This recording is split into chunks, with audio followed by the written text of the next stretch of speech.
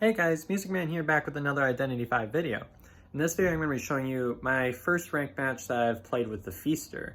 And without further ado, let's get into the video. So here I'm playing Feaster on Moonlit. This is my first ranked match that I was playing. At the time I was Saber 4, and so not exactly one of the low tiers, so it was gonna I was kind of expecting like a really tough first match because I usually don't start getting wins until I get super used to the character, but this match actually ended up being pretty good. So here I come across the dock here. Moonlit is my favorite map to play as a hunter. I hate playing this map as Survivor, but it's just an amazing hunter map. So here I'm just going to be chasing the dock here, get my charge attack because Feaster's charge attack range is just broken. But now I'm going to chase the dock. I'm going to place a tentacle there just in case if they're looping back there. But so now the cowboy's here, and the cowboy does his job is pretty much just to try to bully me the entire time of the map. So I'm going to place a tentacle there, but he keeps coming back just like a cowboy should. And I'm just trying to disrupt there. Now, I think he could have had an easy shot there, but he didn't take it, so I was able to get the dock on the chair for the first time, so not too bad. Now, at this point, the Merc is coming there, which I think is a smart plan, just because Merc hard counters Feaster's camping. With his passive ability that allows him to take a certain amount of time before he starts sustaining damage. I was seeing if I could get a lucky hit there, but I wasn't. But not going to get distracted by double hitting the Merc. I'm just going to go right to the dock. Now, the nice thing about having all of these tentacles around is that I can kind of wall off areas where survivors like to kite, so I just kind of make it so that they can't go there. Now, the cowboy's there again, and he's there trying to bully, but I end up getting a nice tentacle hit there, which is really nice. I'm going to keep chasing him down, and I'm going to stick him on his chair just to get some progress on him. Sometimes if there's a survivor, I might just like plop him down on the chair, but like not camp it. Just because, one, it takes someone else from a cipher, so they don't have a shot at using exit path, and two, it makes the camping a bit easier later on. But anyways, nice tip for Feaster here. He's actually broken at countering Coaster. He can place his tentacle up there and then just swipe it so that they can't get into the driver car right there. So I get a nice blink there, and I'm gonna go back to the dock because I don't really care about the cowboy right at the moment. So I just wanted to get dock there because she might have had I don't think somebody healed her, but I don't want to risk it. So I'm just here with cowboy. I'm gonna take him to a chair. I don't think I actually get there all the way because I see the tinnitus indicator there, which basically means it's time to camp. So here's the Merc right here, and I'm going to continue camping the chair. Now that was kind of funky, it did the wrong one, but nice hit on the Merc there, and I'm going to be chasing the dock. Now, this was kind of infuriating how it targeted the wrong survivor, but I get really confused here for a second because I look for the dock and I have no idea where she went. Like, still even watching the replay, I have no idea where she could have gone. But yeah, I go up there and I'm like, I'm looking for Doc. I have no idea where Doc went. You see, up here, gone. But so if you ever lose a survivor like that, perhaps it's just better to move on. So I've got this cowboy in a tough position here. He ends up looping that.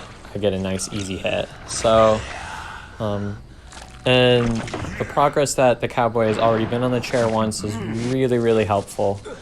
because now I can camp it for less time.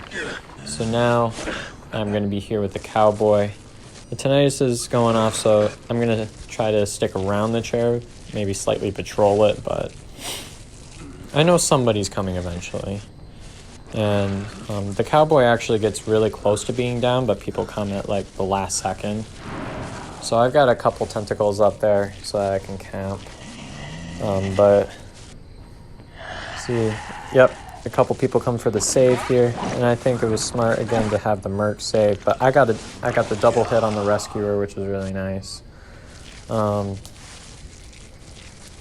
So what you do with a Merc is, unless if they're one of like few survivors remaining, I generally speaking wouldn't recommend taking the Merc to a chair, just because his ability kind of acts as like he automatically gets last effort. And there's just a whole lot of tentacles everywhere in this. So this is a really good area for me. And all of these tentacles act like peepers and decrease interaction speed by, I think it's 15%. But you see there, I know Merc's got a long way to heal. I'm just going to leave him down because that's one less person decoding. And the mechanic is the team decoder, so I really need to get the mechanic out of there. So now I'm just going to spend my time here trying to get the mechanic down. And I get a really nice hit there. It almost looked like she was behind the pallet, but lucky for me, it counted it still. So now I'm taking the Feaster to the chair. Moonlit is such a great map as Hunter. I hate getting this map as Survivors, but I absolutely love getting this map as a Hunter. It's just a lot of open areas, not a ton of great pallets. I mean, there's working carousel, which is kind of nice to loop around for Survivors, but there's not a ton that they can do there. So now they're all over there healing each other. And in my opinion, what they should have been doing is they should have sent the Merc to the rescue, but then the doctor should have been busy priming a Cypher. Just because priming a Cypher is just so nice in this now. Reviewing my own gameplay, I think I should have placed more tentacles around once I saw him and then did the Nightmare Gaze, but it ends up working out for me in the end. See, I'm right here. I was going for the tentacle hit, but didn't get it. And I think I thought I hit the chair, but I didn't. So now, you know what I do. I'm not gonna waste my time hitting the Merc. I'm just gonna try to get the mechanic there before. I thought there was a prime Cypher already, but turns out there wasn't. So I was just gonna keep that. So I know the Merc, I can just hit him once and then he'll be damaged to the point where he can't save. And so now the mercenary is just kind of trying to buy time for the doc. I don't know what the doc's doing right now, but I'm able to get the mercenary to the chair. So if there are ever two survivors remaining and I'm taking one to the chair, I try to go to one that's as far away as the Cyphers, as far away from the Cyphers as possible, because I've had some times where survivors will save with last effort, and then they'll have just enough time to make it for the save. But this is pretty much wrapped up right now.